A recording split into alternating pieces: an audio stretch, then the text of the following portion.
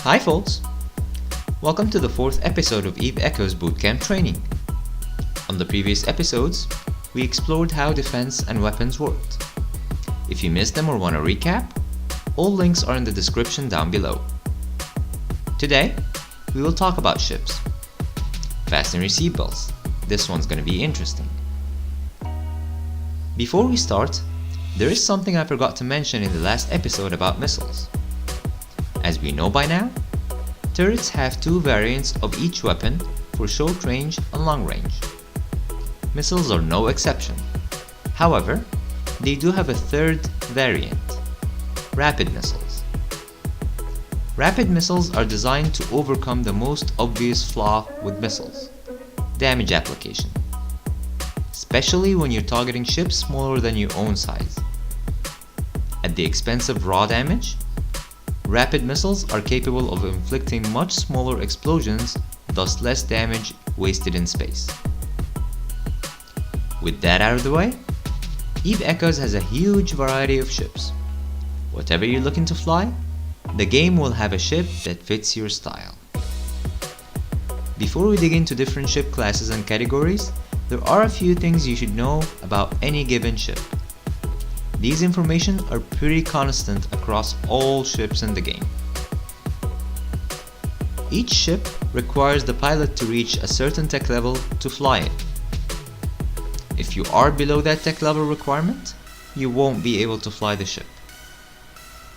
There are a few exceptions to this rule, and you will find these ships with a green banner. All ships have a few core stats that determine the bounds of their performance. Let's go through these one by one. Overall defense is the ship's total hit points distributed across its shields, armor, and hull. As mentioned in a previous episode, every ship has a certain affinity towards either shields or armor, and that affects the hit points spread.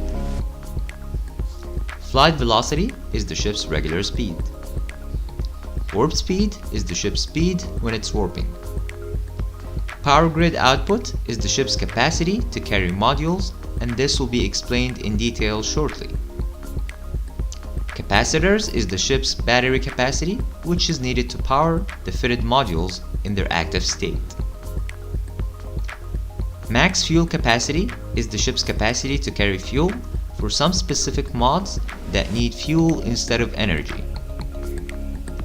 Cargo hold capacity is the ship's capacity to carry various items. And finally, source radius is the ship's emission levels, allowing it to be detected by scanners.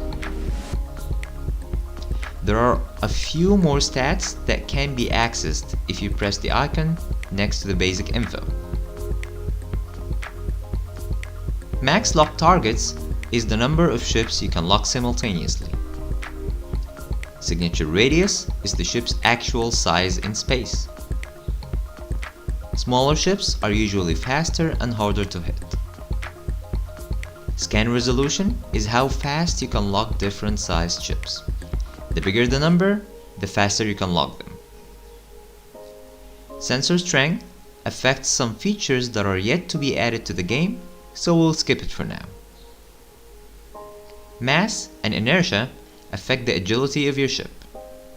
The bigger your mass and inertia, the less maneuverable your ship becomes.